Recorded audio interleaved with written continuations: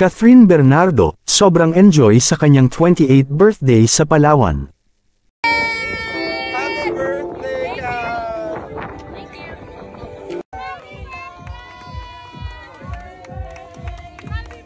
Okay, todo na.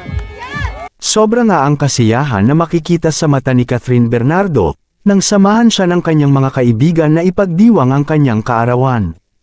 Iba't ibang artista ang dumalo at kabilang na dito sina Alden Richards, Miles Ocampo, Maymay Entrata at Dominic Roque.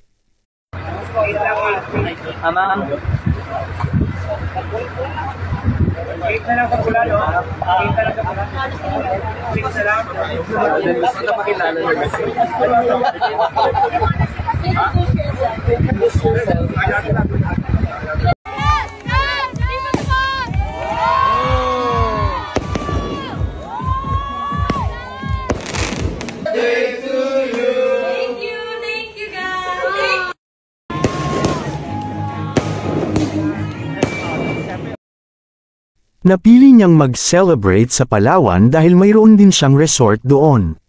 Spotted din sa crowd si Jericho Rosales at patunay ito na hindi sila nagpapaapekto sa mga intrigang ibinabato sa kanila.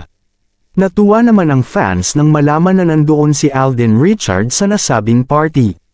Dream ng mga fans nila na magkaroon ng part 2 ang highest earning movie of all time na Hello Love Goodbye.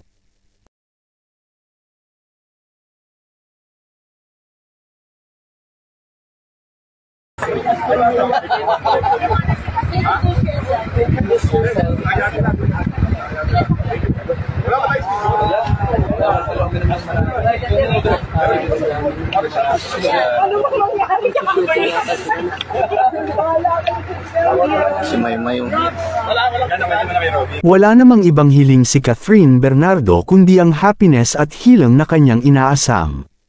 Masakit nga ang taong 2023 sa kanya, pilit niyang kinakalimutan yon. Anong masasabi ninyo sa balitang ito? Comment down below. Maraming salamat sa panunood.